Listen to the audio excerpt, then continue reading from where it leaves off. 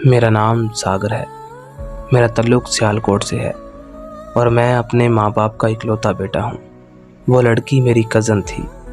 मैं उसे बहुत प्यार करता था, यहाँ तक कि उसके लिए जान भी देने को तैयार था। ये बात तब शुरू हुई जब हमारे रिश्तेदारों में एक शादी थी और वो शादी पर जाने के लिए पहले हमारे घर आए थे। तब मैंने उसे पहली बार देखा था, क्योंकि ख़ानदान के कुछ मसलों की वजह से हम किसी रिश्तेदार से नहीं मिलते थे।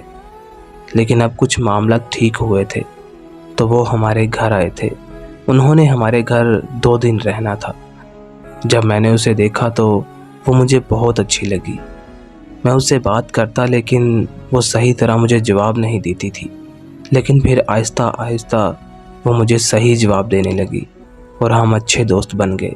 2 दिन के बाद हम सब घर वाले भी उस शादी में जा रहे थे, तो हम सब भी तैयार हो गए और शादी पर जाने के लिए निकल पड़े। रास्ते में मैं और मेरी कज़न एक साथ बैठे थे। हमने खूब बातें की। 5 घंटे सफ़र करने के बाद हम शादी वाले घर पहुंचे तो वहां पर हमारा बहुत अच्छे तरीके से वेलकम किया गया। मेहंदी वाले दिन उसने बहुत ही प्यारा ड्रेस पहना था और बहुत ही प्यारी लग रही थी। मैं तो बस उसको ही देख रहा था। तो वो मेरे पास आकर बोली कि इतना मत देखो, नज़र लग जाएगी। तो मैंने उसे बोला कि मैं उस नज़र से नहीं देख रहा कि जिस नज़र से नज़र लग जाए।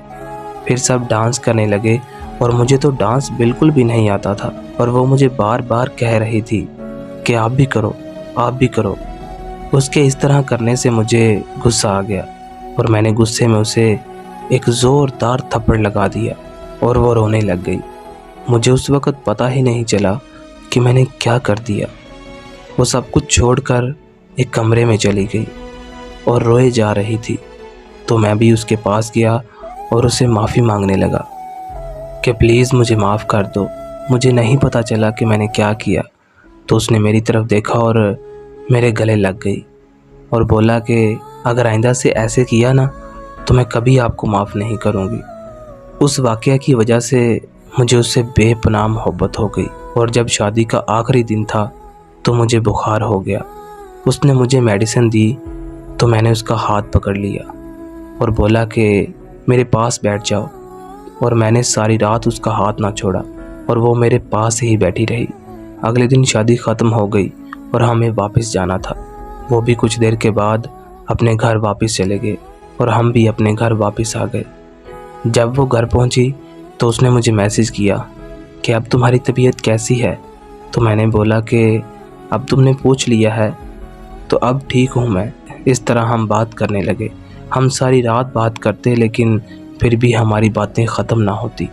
मुझे उससे शिद्दत वाला प्यार हो गया था और एक दिन मैंने बहुत हिम्मत करके उसे अपने प्यार का इजहार किया, लेकिन उसने मना कर दिया। मुझे बहुत दुख हुआ, मेरा दिल टूट गया, लेकिन कुछ दिनों के बाद वो मान गई। मुझे उससे बेपनाह मोहब्बत हो गई थी। मैं उसके बगैर जीने का सोच भी नहीं सकता था। जब वो मुझसे बात करती थी तो उसके पहले मैसेज से ही मुझे पता चल जाता था कि वो ठीक है या नहीं। लेकिन फिर आहिस्ता आहिस्ता पता नहीं उसे क्या हुआ, वो मुझसे दूर जाने लगी। मेरा प्यार जितना ज़्यादा हो रहा था वो उतना ही मुझसे दूर जाने लगी थी। उसने मुझे टाइम देना बंद कर दिया और जब मैं उससे पूछता तो वो मुझसे लड़ने लग जाती। बात बात पर गुस्सा किया करती थी। हर बात में मुझे हराने की कोशिश करती थी। उसके जहन में बस एक ही बात थी कि हम लड़ाई करें और हमारी बात ना हो।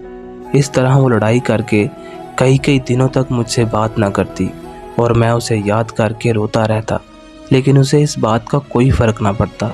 मुझे उसकी याद बहुत सताया करती थी। मैं उसे बताता भी था कि मुझे तुम बहुत याद आती हो, मेरे साथ ऐसा मत किया करो, लेकिन वो मेरी एक ना सुनती। वो हमेशा मुझसे लड़ा करती थी, बात बात पर गुस्सा किया करती थी। मैं उसे बताता कि तुम इतना गुस्सा मत किया करो, मैं तो कोई ऐसी बात भी नहीं करता कि जिससे तुम्हें गुस्सा आए, लेकिन तुम फिर भी नाराज़ हो जाती हो। उसका बस एक ही मकसद था कि मैं उसकी जान छोड़ दूं। अब पता नहीं उसे क्या हुआ था कि वो मेरे साथ ऐसा कर रही थी। जब मैं उसे बताता कि मैं तुम्हें याद करके रोता रहता हूँ तो वो मुझे कहती कि तुम मत रोया करो, तुम्हें किसने कहा है मुझे याद करके रो। उसने पूरे 1 साल तक मेरे साथ ऐसे किया और मुझे बहुत रुलाया। फिर मेरा भी सब्र टूट गया और मैं भी उससे नाराज़ रहने लगा। हमारी बात बहुत कम होने लगी, हम एक दूसरे से दूर जाने लगे।